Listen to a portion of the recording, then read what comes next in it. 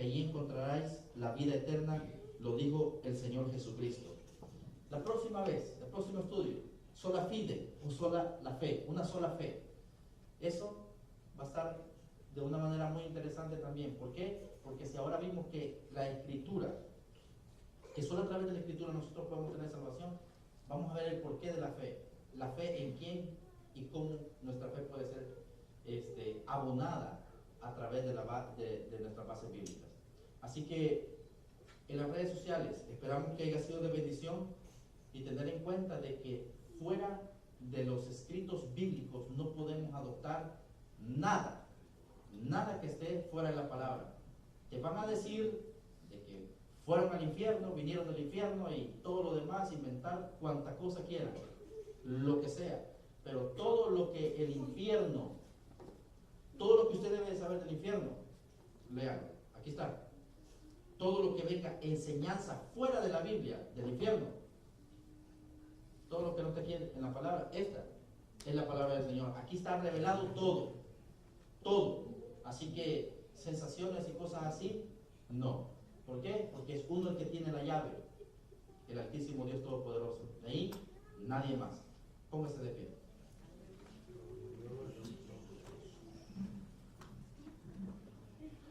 Que el Señor bendiga a todos también en las redes sociales que nos han acompañado en este momento. Esperamos que este mensaje haya llegado hasta su corazón en cualquier latitud del mundo. Que el Señor le bendiga. Un saludo también muy especial desde aquí de Iglesia Cristiana Vida Nueva La Gran Cosecha, de nuestro pastor Carlos Flores. Así que reciban saludos y bendiciones desde acá, desde Estados Unidos, Maryland. Bendiciones.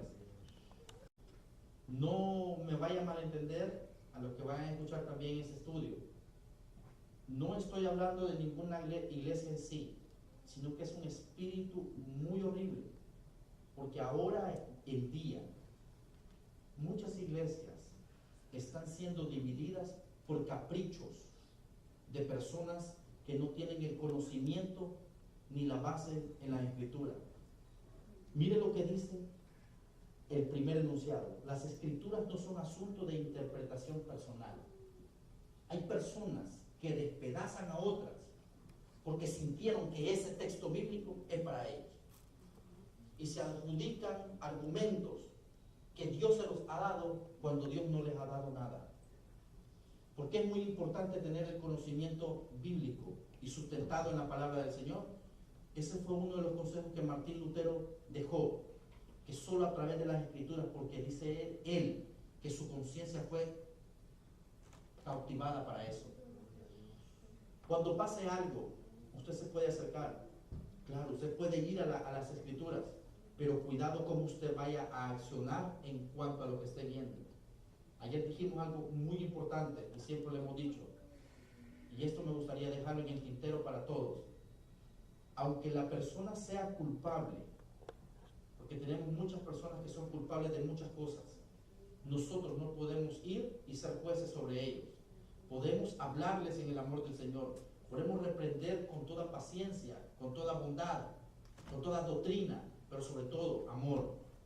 No estoy diciendo tolerar el pecado, no estoy diciendo tolerar a los que son culpables, pero se les habla de una forma de la cual el Espíritu del Señor nos pueda llevar a hacerlo de una manera como el Señor lo haría. Usted nunca reprenda a una persona conforme a su humanidad. Piense qué haría Dios, piense qué haría Jesús. Jesús, es cierto, a los fariseos les iba, pero de alguna manera por delante. ¿Por qué? Porque ellos eran los conocedores de la Biblia. Así como ellos, antes solamente ellos ministraban la palabra. Y eso fue lo que la iglesia o la reforma protestante hizo. Sacó todo eso y empezó a copiar las Biblias. Desde entonces, gracias al Señor que pasó eso. Porque así pudieron llegar la palabra del Señor a casi a la mayoría de todo el mundo. Y solo así pudimos tener este tesoro tan bello que guarda nuestro corazón, nuestra alma, de ese destino de perdición que nosotros teníamos. Por eso es muy importante que usted se llene de la palabra del Señor, se llene del conocimiento de la palabra del Señor. Pero muy importante aún, como decían por ahí, la palabra de Dios no es para aprendérsela, es para vivirla. Y cuando uno la vive, entonces agrada al Señor. Por eso uno no puede dejar atrás lo que es el consejo de la palabra del Señor. Ahí dice en el libro de Proverbios muchas de las enseñanzas. El libro de los Salmos incluso nos enseña también a cómo estar gozosos, a qué hacer en nuestros tiempos de angustia, a qué hacer incluso dentro de la iglesia, con los hermanos, entre nosotros, cuando andamos angustiados. Nosotros a veces no hemos salido de la puerta y a veces viene alguien y te quiere atacar y te quiere decir que mira que esto, o dijiste esto, o dice lo otro. Pero ahí está el libro de Proverbios, Proverbios 26, 4 y 5. Una cita muy linda para ese tipo de cosas. No es de contestarle a las personas de la manera en que nosotros quisiéramos, porque si nosotros quisiéramos, nosotros de nacimiento somos malos. Nadie está en la iglesia por bueno. ¿O sí? ¿Se durmieron? ¿Están en la iglesia por buenos?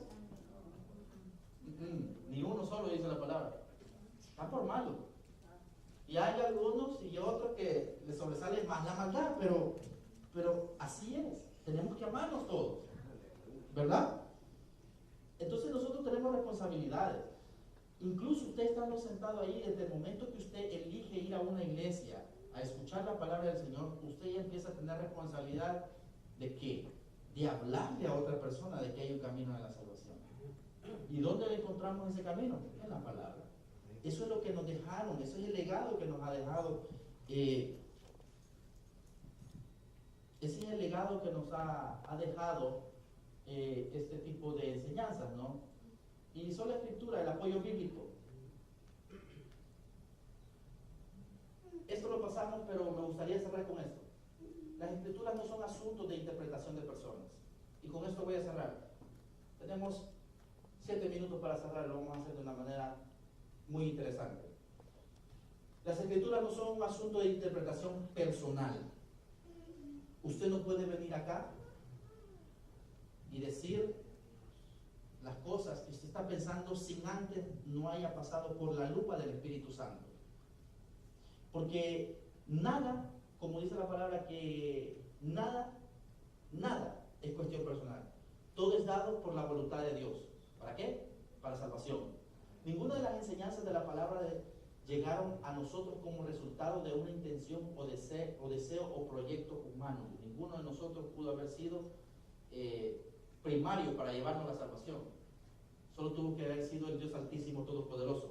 Ahora, si nosotros tenemos responsabilidades y hemos visto de que sola escritura es una de las bases que nos han dejado a nosotros como iglesia protestante, si es que todavía protestamos, es muy necesario conocerlo en este momento. ¿Por qué? Porque estamos viviendo, como siempre decimos, estamos viviendo los momentos previos al llamamiento de la iglesia a la patria celestial. Previos. Un momento en el cual, ayer lo hablamos, muchos están entregando, muchos están partiendo, mucha iglesia se está yendo por diferentes rumbos. Claro, esa es una muy buena respuesta. Yo siempre lo he dicho, cuando me quieren decir eso, ¿no? Que ¿por qué crees en las palabras si hombres le escribieron? Que bueno, pues porque nosotros nos podemos entender a través de la inspiración que el Señor da de su Espíritu Santo. ¿Y por qué, si toda la Escritura es inspirada por Dios? Este texto también nos habla de que si Dios lo dice, nosotros lo tenemos que hacer. Es muy importante, porque Él nos da mandatos que a veces nosotros pasamos por alto. Fíjense de que Él nos da mandatos como que si Jehová está en su templo, calle toda la tierra delante de Él. Lo que significa también de que cuando su palabra es leída, uno debe tener total y rotunda reverencia. Eso también hasta me jala la oreja a mí, porque hay momentos en que uno puede estar hablando, ¿no? Pero esto es totalmente, para nosotros esto es muy relevante, hermanos. Porque si nosotros vemos lo que ellos tuvieron que pagar, o cómo nuestra fe creció a través de todo esto, nosotros empezamos a valorar y no podemos adoptar esas cuestiones que nos quieren meter, como dice la palabra. Vamos a seguir.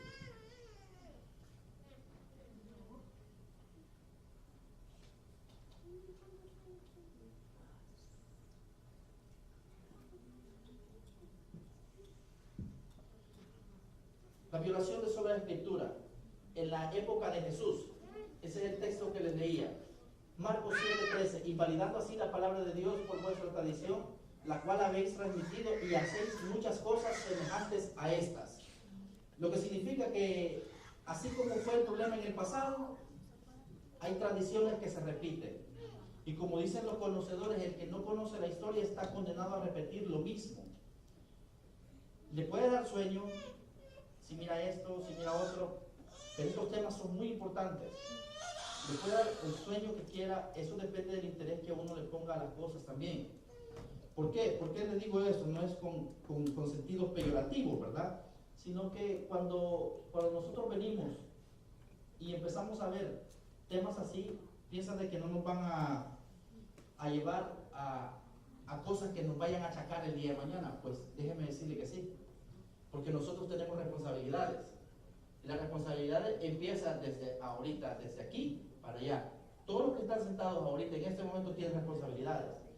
Dice 1 Timoteo 3:15, la iglesia del Dios vivo es la columna y es el sostén de la verdad. ¿Usted entiende eso?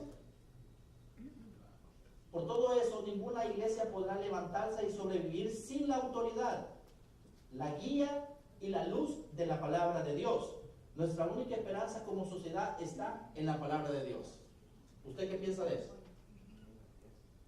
A través de la palabra de Dios, nosotros, hermanos, podemos tener un sostén a nuestra sociedad. ¿Por qué? Porque la palabra contiene mandamientos morales. La palabra nos enseña a vivir moralmente. La palabra nos enseña a vivir con nuestra familia. Que Dios me ayude, amén. ¡Bum! Nace la Reforma protestante. Ahí es donde nace ese auge que hasta el día de hoy nosotros lo vivimos. ¿Por qué? Porque hay algunos que todavía protestamos en contra de todas estas cosas. Porque no podemos creer todo lo que ven que no sea de la Escritura. Por eso es muy importante saber el por qué estos hombres creyeron en una sola Escritura, que es parte de las 5. De las 5 es la primera que forma parte de esa sola Escritura, de las 5 solas, porque es muy importante entender y estabilizar, porque el fundamento de nosotros está en la palabra de Dios. Y en este momento lo vamos a ver por qué. Sola Escritura, el apoyo bíblico. Las Escrituras no son asuntos de interpretación personal. Muy importante. Ninguna de las enseñanzas de la palabra llegaron a nosotros como resultado de una intención, deseo o proyecto humano. ¿Verdad que no? Cuando estos hombres hablaron de parte de Dios, inspirados por el Espíritu Santo. Y en eso nosotros tenemos muchas de las bases bíblicas que nosotros nos podemos apoyar. ¿Por qué? Ahorita lo veremos.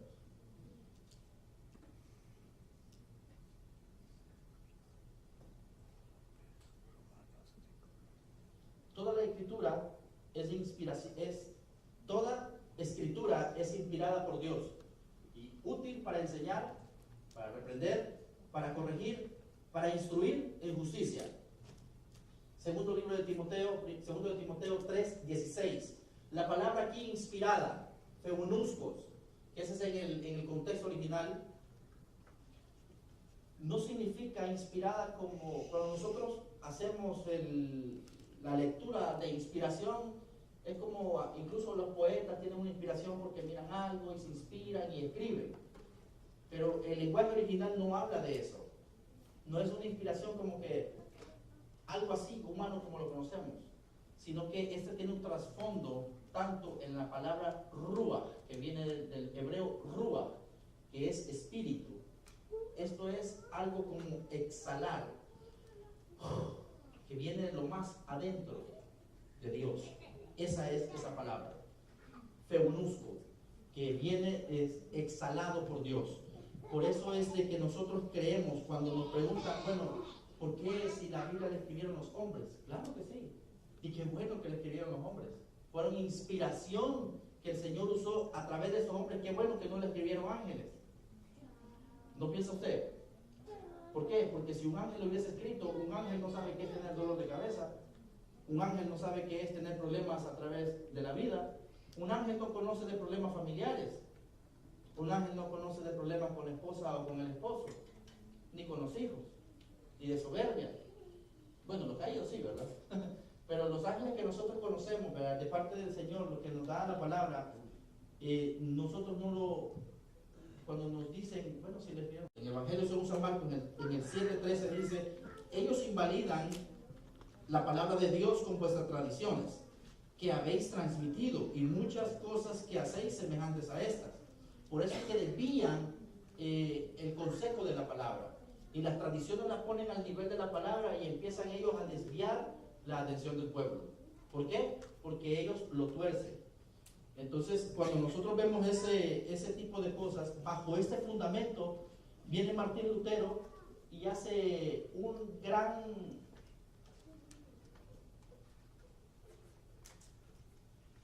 auge aquí en este lugar. La dieta de Worms.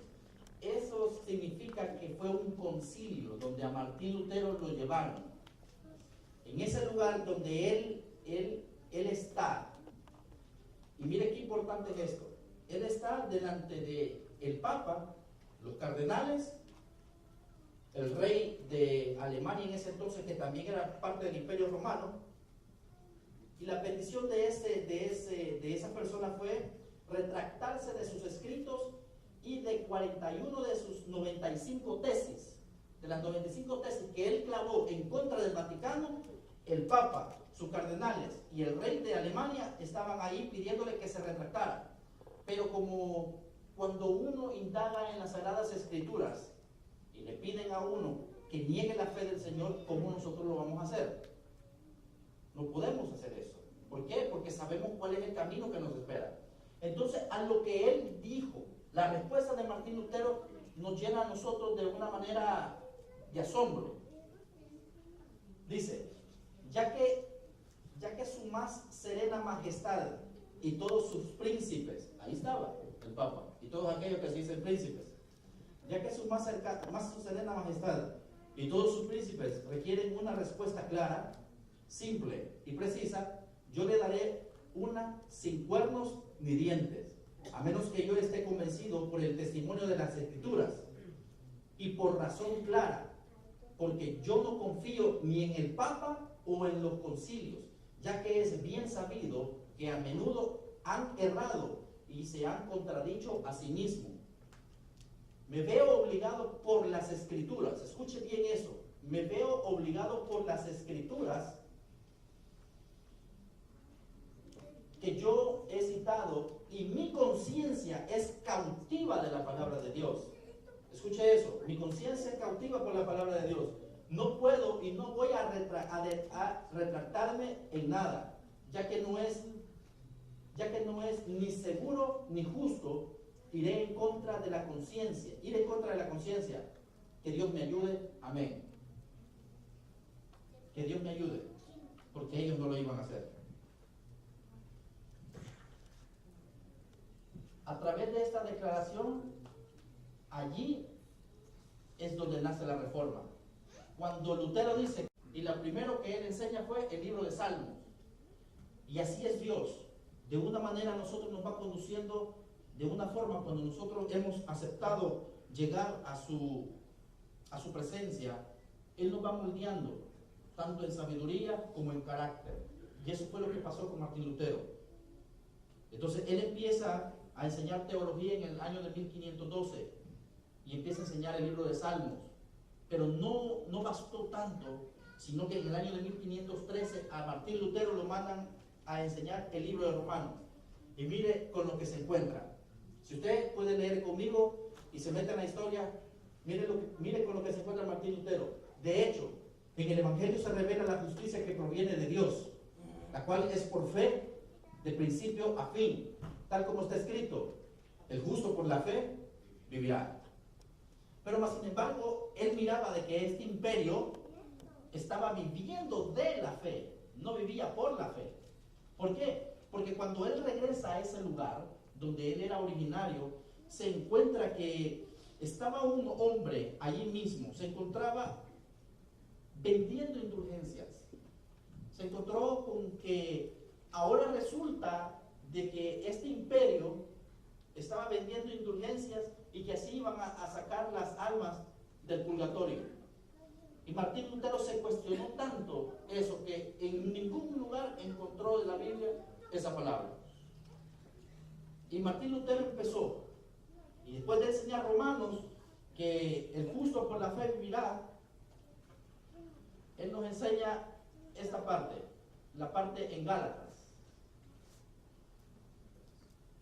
En el año de 1516, él empieza a enseñar Gálatas. Y dice, y que por la ley ninguno se justifica para con Dios. Es evidente, porque el justo por la fe vivirá. En eso entonces también ellos practicaban el hecho de la ley, supuestamente. Pero esto asentó de una manera la creencia de Lutero en todo lo que él tenía en cuanto a sola escritura, que es el tema que estamos viendo este día, o una sola escritura. En el año de 1517 él se encuentra con el libro de Hebreos, y mire con qué se llega a encontrar este muchacho. Dice, tú eres sacerdote para siempre según el orden de Melquisedec. Hebreos 7, 17. Se encuentra con que Jesús era el sumo sacerdote. Pero si nosotros vemos el trasfondo de la historia, Lutero se había topado con alguien que era un papa. Y de ahí lo que venían los cardenales, que se hacen llamar sacerdotes. Y le quitan la venda de su rostro, este texto, le quitan la venda de su rostro cuando se da cuenta de que la palabra dice que el único sumo sacerdote que tenemos es el Señor Jesús. No es ese que se dice, el que está sentado, que se llama infalible. Él no es infalible. Y lo bueno es de que nosotros en estos tiempos lo podemos decir, tanto a los que nos miran, que Él no es infalible. Lo único que es infalible es la palabra de Dios. Es la única que no tiene falla, es la única que no tiene ninguna variedad de cambio. Y por eso, cuando Martín Lutero se encuentra todo esto y reconoce lo que es esta palabra, sola escritura o una sola escritura, protege la palabra. Segunda de Pedro, lo vamos a leer acá y luego usted lo busca para ganar un poquito de tiempo. Segundo libro del apóstol San Pedro 3:16 dice, asimismo en todas sus cartas hablan de ella de esto, en las cuales hay algunas difíciles de entender, que los ignorantes e inestables tuercen, como también el resto de las escrituras, para su propia perdición. Pero vamos a ver esto. La palabra ignorantes e inestables tuercen. ¿Por qué? Porque hay unas difíciles de entender. O sea, en la palabra de Dios hay citas bíblicas que son muy difíciles de entender. Le preguntaron también a un pastor que es muy respetable en el mundo evangélico de la línea bautista, se llama John MacArthur, cuál era el texto bíblico que a él más le había costado predicar. Y él dijo partes en Zacarías y partes en Daniel. Y es una persona que conoce Biblia, pero también a él le cuesta. En esos entonces al apóstol San Pedro le costaba entender a Pablo, y eso que era un apóstol, y ahora nosotros. Pero la clave de esto es de que hay algunas cosas difíciles de entender. Los ignorantes y inestables tuercen también como el resto de las escrituras. O sea que también uno puede decir, bueno, si son difíciles de entender, es obvio que la tuerzan, ¿no? Porque no la entienden, porque es difícil. Pero viene el apóstol San Pablo y dice, pero también tuercen el resto de las escrituras, incluso hasta las fáciles de entender. Otra interpretación puede ser que los inconstantes, dice en el texto de la Reina Valera que tenemos nosotros, dice que los inconstantes, dice, tuercen para su propia perdición, como el resto de las escrituras. Lo que significa para otros teólogos que los que tuercen el Nuevo Testamento también tuercen el Antiguo Testamento a la conveniencia de ellos. Entonces, cuando vemos esto, inmediatamente, cuando Martín Lutero se da cuenta de que solamente a través de la escritura o de la Biblia nosotros podemos ser salvos. ¿Por qué? Porque el sistema romano ponía las escrituras y ponía las tradiciones. Usted sabe las tradiciones que ellos tienen. En esos entonces también las tradiciones de ellos estaban al mismo nivel de las escrituras para ellos. Pero no podemos hacer eso, porque nada puede estar al mismo nivel de las escrituras. Si no, usted puede ver en el capítulo número 7 del libro de San Marcos, cual ya no se encuentra con mucha tranquilidad. Ya empieza él a ver muchas cosas que estaban pasando en el régimen de lo que hasta ese momento estaba dando el Vaticano. Entonces, pero de ahí empieza una revolución dentro de su alma. Así como cuando usted vino a Cristo, cuando usted vino al Señor y empezó a conocer del Señor, como que su corazón, había momentos que se querían salir de regocijo y de querer estar en la presencia del Señor, y cuando usted empieza a conocer del Altísimo, usted quiere más. Usted cuando empieza a leer la palabra y mira la travesía de aquellos grandes hombres del Señor, como por ejemplo un Moisés, cuando se para frente al mar y automáticamente el mar se abre y pasa en seco. Es muy importante, en seco el pueblo, un mar, mucho tiempo el agua ahí, obviamente tiene que haber lodo, pero pasaron en seco. Ese es el Dios Altísimo que nosotros servimos. Y cuando vemos estas historias, nosotros como que nos llena de alegría, de reconocer que tenemos un Dios todopoderoso, y al que servimos nosotros hace eso y más. Entonces él empieza como que una intranquilidad. En el 1510, de donde él estaba, él fue enviado de parte de la orden agustiniana a Roma, como un enviado, ¿no? Y se cuenta que cuando él llega ahí, mira la ciudad corrompida a través de la inmoralidad, y en ese momento él como que ya empieza a sentir más revolú en su alma, y empieza a ver que las cosas que los demás decían acerca de ese imperio no era lo que él pensaba. Lo que su padre le había enseñado, lo que hasta ese momento la tradición había enseñado, era mentira. ¿Por qué? Porque decían y hablaban de un Dios santo tal vez, y hablaban de muchos santos, que vida aquí, que vida allá, pero cuando él llega a ese lugar solo se encuentra con inmoralidades. Incluso muchos de los papas murieron hasta podridos de tantas cosas que tenían dentro, de tantas enfermedades, bacterias. Incluso los Borges murieron con enfermedades de contacto, ¿no? No me gustaría decir toda la palabra por respeto a los niños que están aquí. Entonces, pero esas personas murieron llagadas, y incluso con gusanos y todo eso. Tanto era lo sucio que cargaban ellos. Entonces, con eso se topa Martín Lutero. Pero cuando él llega a un lugar, Martín Lutero empieza a enseñar esto. En el año de 1513, Martín Lutero empieza a estudiar el libro de Romanos. ¿Por qué? Porque cuando él escuchó y vio las cosas de la inmoralidad que pasaba en Roma, él se fue para Wittenberg de una manera tan desilusionada, pero tan desilusionada, que él sintió que ya no podía contenerlo. Él ya no lo podía contener, tanta preguntadera que tenía, y el Vaticano, ¿sabe cómo lo quiso crear? Lo manda a él, con sus estudios teológicos, a ser un profesor a otro lugar, a ciertos monasterios, y lo mandan como profesor, y se mete al monasterio. Martín Lutero venía en un viaje en el cual estaba cayendo una tormenta muy fuerte.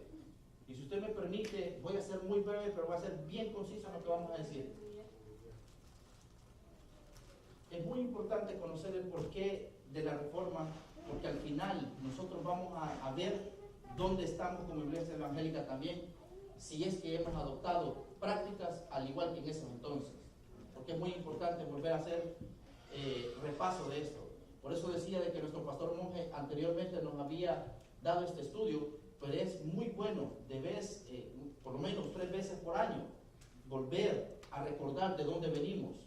Y no es que venimos dentro de este sistema, sino que la iglesia cristiana evangélica, o nuestra fe en el Señor Jesús, y nace el día de Pentecostés.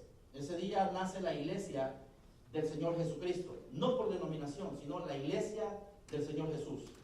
Entonces, en el año de 1505, Martín Lutero, que estudiaba leyes en esos entonces, en un viaje, está cayendo una tormenta, está viniendo un viento muy recio, rayos, relámpagos, y el miedo se apodera de él. Era una persona muy supersticiosa, pero en ese momento Martín Lutero tuvo tanto miedo de morir en esa hora, que él reza a Santa Ana, porque él era un católico, reza a Santa Ana que si lo libra de eso, él se iba a dedicar al monasterio, y que yo te prometo y me ayudas y todo eso. Entonces Martín Lutero viene y automáticamente le promete eso a Santa Ana. Y por azares del destino, lo podemos decir así, pero yo pienso de que fue la voluntad del Señor que pasara, él en ese instante todo se apaciguó y como que aparentemente él fue escuchado. Entonces, y él empieza y se mete al monasterio. Y cuando él se mete al monasterio, este hombre fue de una manera tan religioso que él estaba, pero en todo momento, en todo momento. Incluso tan religioso y supersticioso fue de que en 1507 él da su primera misa. Él era como que muy supersticioso, ya lo dijimos. Entonces, en su primera misa a él le fue tan mal que cuando él tenía el cáliz y lo que ellos ya, la hostia que le llaman, cuando ellos tienen el cáliz y ese pancito ahí o pedazo de galletita que ellos tienen, a eso se le llama la transustanciación, porque ellos automáticamente piensan de que esa es la sangre y el cuerpo del Señor. Literalmente ellos piensan eso. Y cuando Martín Lutero tiene eso en su mano, le pasa esto. Empieza a temblar. Y dice, ¿qué está pasando? Y allí él se quedó silencio y automáticamente él queda prácticamente como en visto, o queda como burlado, pero inmediatamente ahí se va. Y él sufre una burla en ese lugar. En el año de 1509, él tiene una licenciatura en teología o bíblica, porque Hus en el lenguaje alemán significaba pato. Hoy estás quemando un pato, pero dentro de 100 años intentarás agarrar un cisne que no lo vas a poder agarrar y no lo vas a poder detener.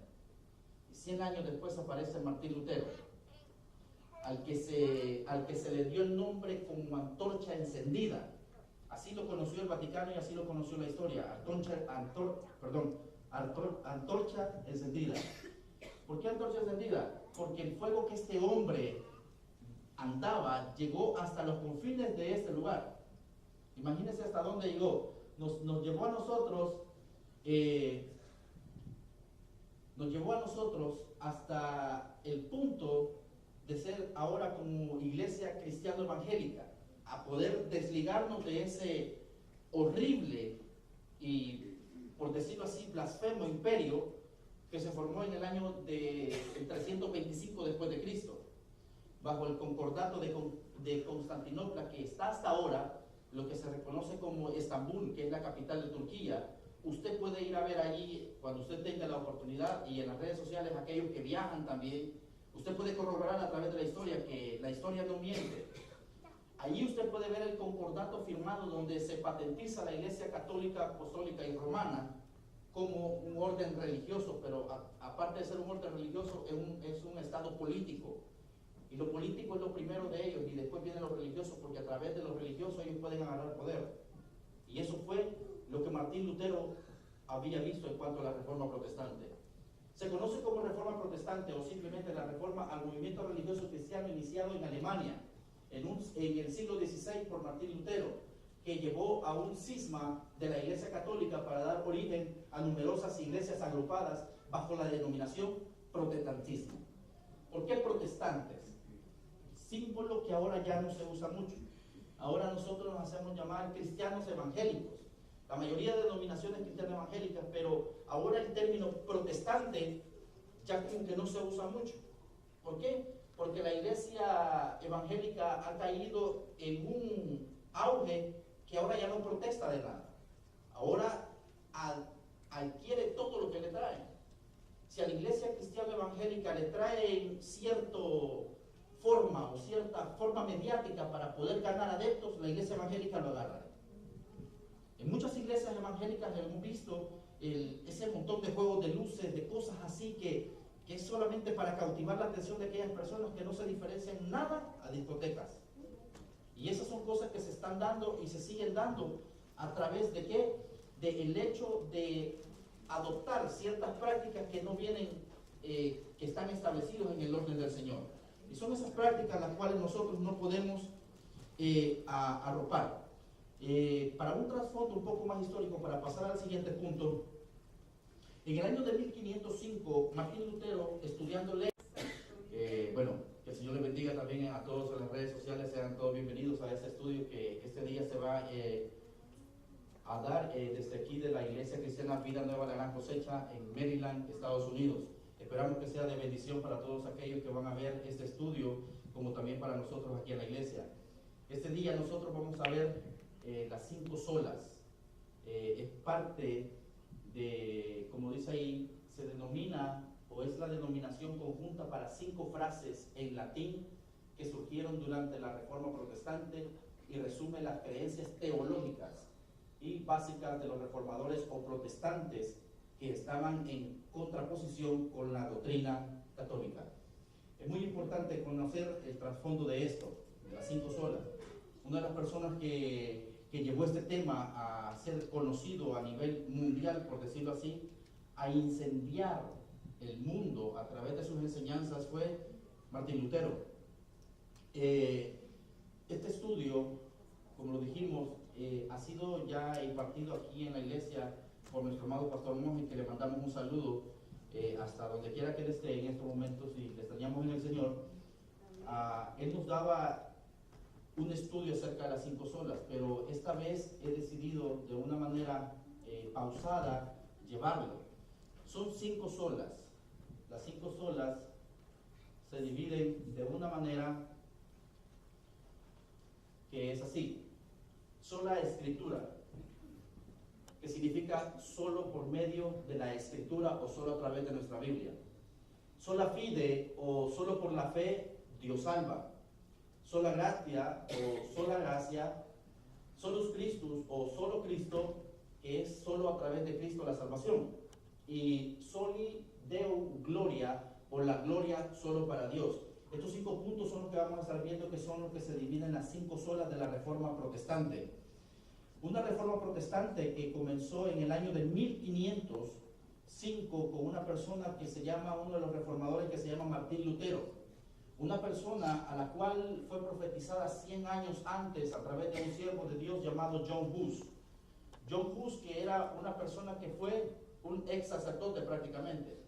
Fue un monaguillo, pero el cual, cuando la iglesia, en esos entonces, la iglesia tradicional, a través de lo que ellos llamaban la Santa Inquisición, a través de la defensa de lo que ellos creían, ellos arrestaron a este personaje y lo llevaron a la plaza pública. Y allí donde estaba John Hus, lo amarraron, le pusieron la leña. En esos entonces, si usted era un poco influyente, le ponían leña verde para que no solo se muriera por el fuego, sino que muriera asfixiado. Esa era una forma, como por decirlo, de morir muy de alto nivel, ¿no? Pero John Hus ahí dijo una profecía que se cumplió 100 años después. John Hus dice: hoy estás quemando a un pato, diciéndole a los del Vaticano,